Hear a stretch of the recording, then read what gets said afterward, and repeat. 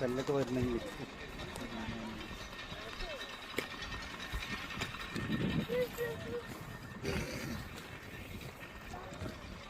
ഇതാണ് ചൂരൽമലയിൽ നിന്ന് ഉരുൾപൊട്ടി വന്ന വലിയ വലിയ പാറകളും കല്ലുകളാണ് ഇപ്പോൾ ഈ കാണുന്നത്. ഇവിടുത്തെ ഒരു അവസ്ഥ എന്ന് പറഞ്ഞാൽ അങ്ങോട്ട് കടത്തി വിടൂല. ആ കാങ്ങണ ഭാഗത്തേക്കൊക്കെ ഇത് വന്ന സ്ഥലങ്ങളാണ്. പക്ഷേങ്കിൽ അങ്ങോട്ട് ഒരാൾ കടത്തി വിടുക. ഒരാൾ ഇറങ്ങിയാൽ ബാക്കി എല്ലാവരും ഇറങ്ങും എന്നുള്ളതാണ് നോട്ടക്കാരുണ്ട് ഇവിടെ അവർ പറയുന്നത്.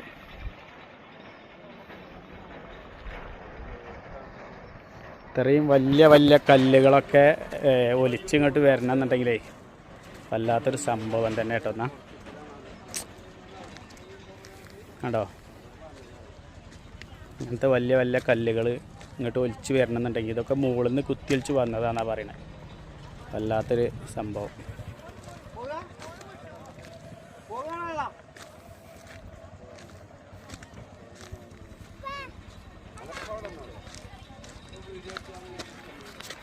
കണ്ടോ, ഇത്രയും വലിയ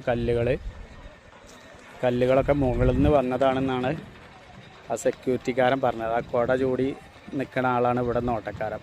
ഇതിലിങ്ങോട്ട് ആരെയും ഇറക്കൂല. അന്ന് പട്ടാളക്കാരുണ്ടാക്കിയ പാലാണത്. അന്ന് ഒലിച്ച് വന്ന മരങ്ങളൊക്കെ ഇപ്പോഴും അതുപോലെ അതിൻ്റെ അടിയിൽ തന്നെ ഇരിക്കുകയാണ് കേട്ടോ.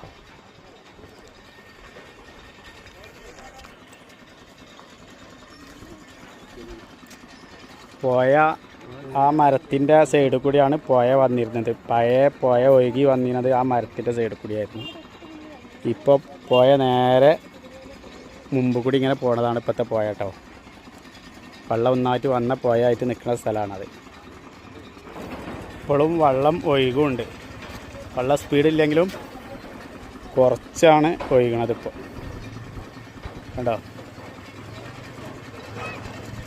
അത് സ്കൂളാണത്. സ്കൂളിൻ്റെ ഒരു ഭാഗം.